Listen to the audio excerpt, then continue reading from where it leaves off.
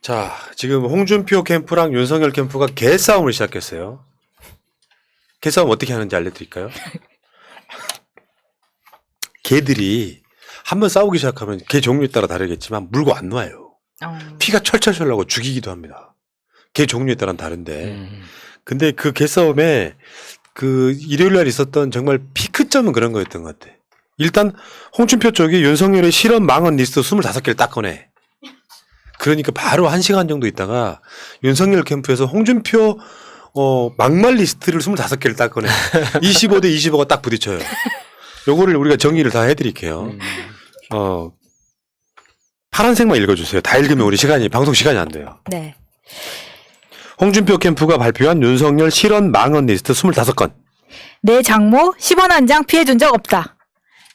이명박 박근혜 생각하면 마음이 아파. 세금을 걷어서 나눠줄 거면 일반적으로 안 걷는 게 제일 좋다.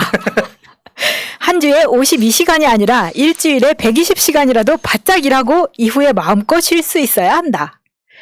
가난한 사람은 부정식품이라도 먹을 수 있게 선택의 자유를 존중해야 한다. 암 걸려 죽을 사람 임상시험 전에 약 쓰게 해줘야. 코로나 확산, 대구 아닌 다른 곳이었으면 밀란이 일어났을 것. 이건 이한열 열사 조형물은 이건 부마 항쟁인가요? 페미니즘이 정치적으로 악용돼 건전한 교제도 막는다. 집도 생필품이어서 세금을 과세하는 것은 정상이 아니다. 후쿠시마 원전 방사능 유출은 기본적으로 안 됐다. 안중근 의사 참배 사진을 올리며 SNS에는 윤봉길 의사라고 올렸다. 앞으로 정치 공작을 하려면 인터넷 매체가 아닌 국민이 다 아는 메이저 언론을 통해 누가 봐도 믿을 수 있는 신뢰가는 사람을 통해 문제 제기를 했으면 좋겠다. 손발 노동은 인도도 안 한다. 아프리카나 하는 것이다. 집이 없어서 주택청약통장을 만들어보지 못했습니다. 청약통장 모르면 치매 환자. 위장당원들이 엄청 가입했다. 아무래도 여자분들이 점도 보러 다닌다. 민주당이 수십 년간 여기 호남이 자기 나와바리인 것처럼 자기 지역인 것처럼 해왔는데 라면서 일본말을 썼죠. 이런 정신머리부터 바꾸지 않으면 우리 당은 없어지는 것이 맞다. 전두환 대통령이 군사 쿠데타와 5.18을 빼면 정치는 잘했다고 얘기하는 분들이 많다.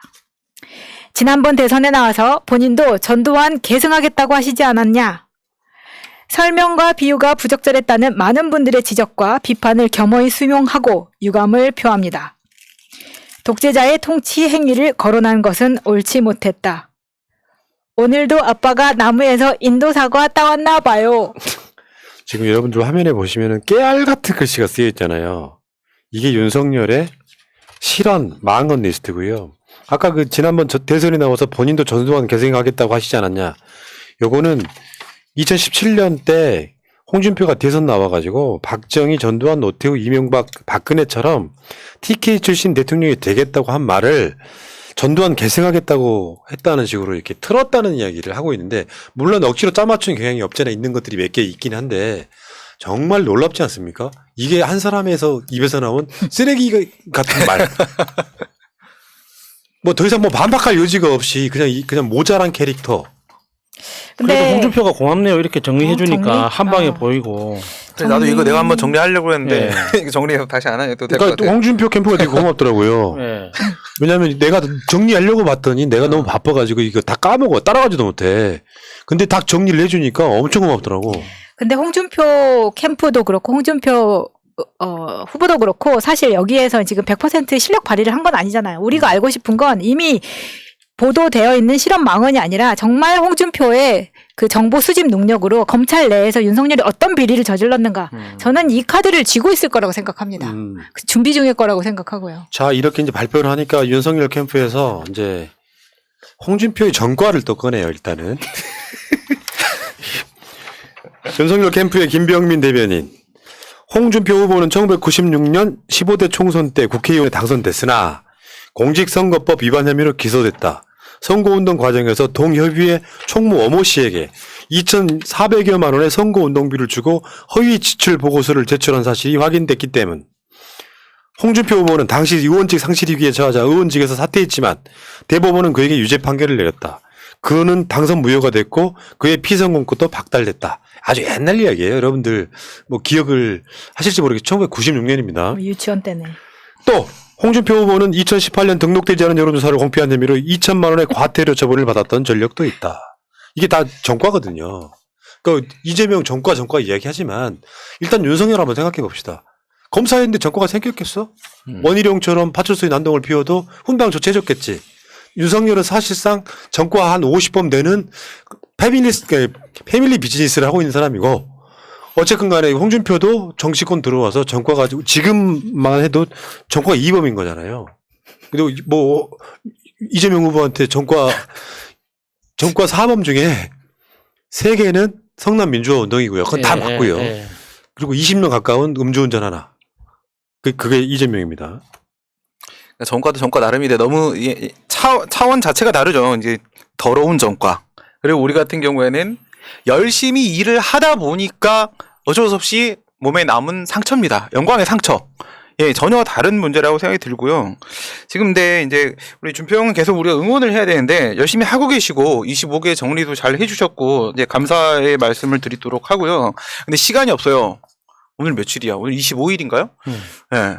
11월 5일까지니까 지금 이제 10일 남았습니다. 10일 남았는데 이 정도 일촉즉발해서 이제 대결의 격화까지 갔다라고 하게 되면 이제 뭐 더 이상 물러설 데 없는 겁니다. 윤석열이가 나이도 어린 놈이 지금 형님한테 이렇게 하는 것 자체에 대해서 이걸 용납해서는 안 된다고 생각이 들고 국민의힘 안에는 당원 당규에 후보가 기소가 되게 되면은 후보 자격을 박탈한다라는 조항이 있습니다.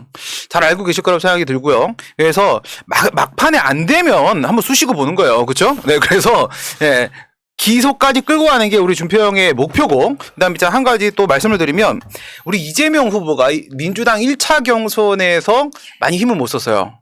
예, 사이다 그게 좀 사라졌었거든요. 그 다음에 2차 경선에서 이제 사이다가 다시 이렇게 뽀글뽀글 올라오면서 결국 본선까지 가게 된 거 아닙니까?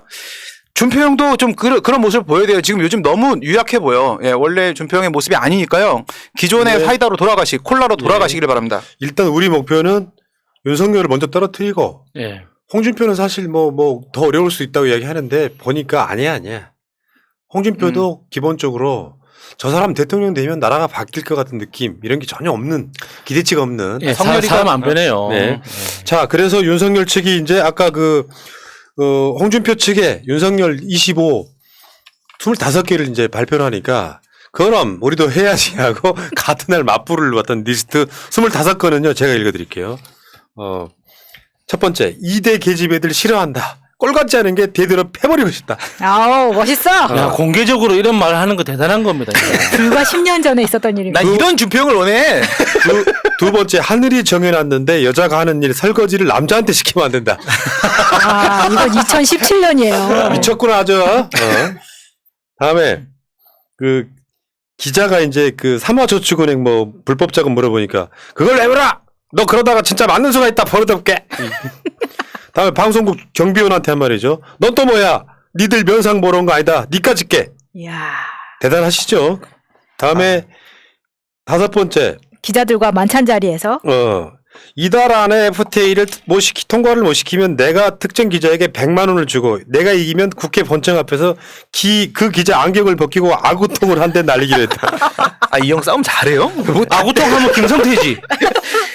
아구통 맛집은 김성태인데 왜 홍준표가? 아이고, 패버리고 싶다. 다 이런 식. 다음 당대표 경선 출마 기자회견 중에 나경원한테 한 말입니다. 거울 보고 분칠이 난 후보는 안 된다. 잘한다. 얼쑤. 그리고 2009년 국회 환노위원장에게 일하기 싫으면 집에 가서 해놔봐라. 국회의원 배치 따라.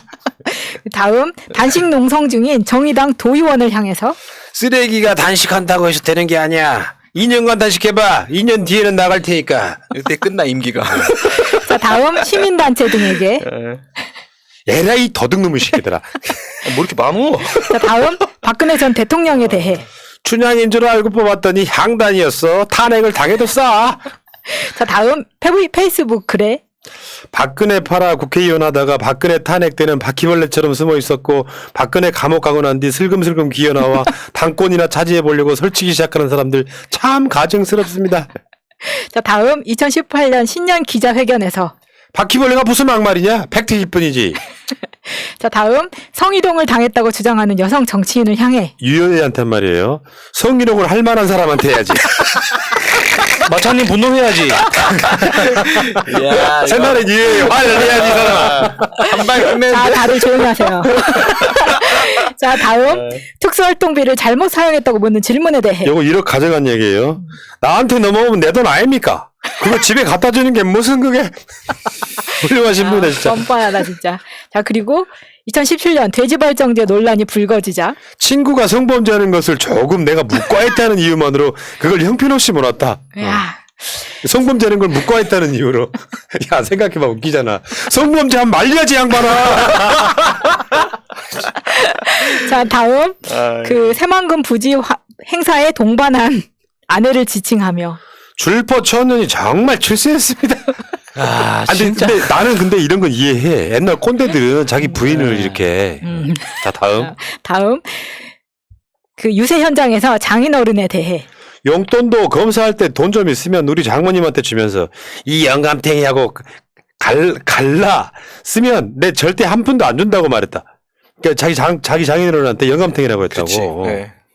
자, 다음 윤희숙 의원이 대선에 출마할 것이라는 소식을 듣고 숭어 같더니 망둥이도 뛴다. 이건 유명했죠. 그리고 다음 윤희숙 의원에 대하여 다시 한번 대선 후보로 나섰다가 부동산 투기 혐의를 받자 자진 사퇴했다. 아직 설칠 때가 아니다. 자, 다음 김진태 의원에게 상대할 가치가 없는 어린애지마. 자, 다음 바른정당을 겨냥해 자신의 페이스북에 첩이 아무리 본처라고 우겨본들 첩은 첩일 뿐이다. 자, 그리고 2017년 대구 서문시장에서 기자회견 중에 성완종 리스트 질문을 기자가 해요. 0.1%도 가능성이 없다. 유죄 판결 나온다면 노무현 전 대통령처럼 자살하는 것도 검토하겠다. 나왔잖아. 아우 씨. 자, 다음은 본인의 페이스북에서 좌파 운동권들의 특징 성공유화를 일상화한다. 뭐야? 아주 심하네. 자, 다음 2018년 필승 결의 대회에 참석하는 곳에서 창원에 빨갱이들이 많다. 다음 인천 부평구 유세 현장에서 홍준표가 대통령이 되면 언론도 겁이 나니 어떻게 해서라도 대통령을 안 시키려고 온갖 지랄들을 다 한다. 아, 이분 입이 되게 거세요 보면. 그러니까 아무튼 이랬던 홍준표가 토론에 나와서 이 맛을 안 보여주니까 사람들이 지금 왜 홍준표가 변했다, 나이가 들었나 이런 평가를 받고 있지 않습니까? 진짜 이게 그 윤석열도 그렇고 홍준표도 그렇고 자신들의 제사 깔까먹기 경쟁하고 있는 거잖아요. 서로 막 막말 리스트 까고. 네. 우리도 정리 벅찬 거를 칠이 정리해 주시오. 우리 민주 진보 유튜브에서 까게끔 만들어 주시는 이분들께 제가 특별히 감사를 표합니다. 아 그러니까 누가 본선에 올라오든 이걸 사용하면 되는 거죠. 우리는. 그렇죠, 그렇죠. 네. 고맙습니다. 아무튼 이렇게 해서 지금 25가지 주고받았는데 지각시는 이제 그런 말도 했었잖아요. 윤석열한테. 지각시는 지금 수사받아야 되는 상황이라 못 나온다. 뭐 이런 식으로 이야기를 하고. 엄청 심각한. 거기다가 윤석열은 이제 홍준표한테 너 후원 회장 그 와이프 아니냐. 예전에 특수활동비 갖다 준 것처럼 관리 잘하지. 후원금도 그렇게 시키려고 하는 거 아니냐. 뭐 이런 또 뉘앙스로 이야기를 하더라고요. 이순삼 씨. 네, 참 재밌습니다. 네. 그리고 그 홍준표 후원 회장이 와이프라는 것도 정말 충격적이었어요. 얘 때문에 알았어요. 네. 그러니까 맡아줄 사람이 없었던 거겠지. 유명한 사람이 맡아줄 수도 있었겠지만. 아니 나한테 시켜주면 내가 잘 관리해 줄 텐데. 야, 그러면 패밀리 비즈니스가 안 되잖아, 이씨. 아, 그래도 와이프는 너무 심하잖아요. 후원 회장 와이프는. 저번에 정치인들 중에 그 유래를 한 번도 본 적이 없습니다. 가족이 그 배우자가 후원 회장직을 맡는 걸 그거에 대해서 아무런 부끄러움 없이 이야기하는 것도 대단한 멘탈인 것 같습니다. 그러니까 내가 홍준표가 돼야 된다고 봅니다. 네. 자, 알겠습니다. 어쨌건 둘이 더 싸워라. 계속 싸워주시기 바라겠어요. 결국에는 이런 정도를 까면 특히 부인들 건드리고 그러면은 원팀 되기 힘들어요. 최소한 이낙연, 이재명은 부인을 안 건드렸잖아요. 가족은 안 건드리는 거죠. 원래 불문율 같은 거고. 자, 더 열심히 싸워주시기를 간절히 바라면서 다시 한번 리스트 5개, 25개씩 만들어주신 캠프 관계자 여러분께 깊은 감사를 드리겠습니다.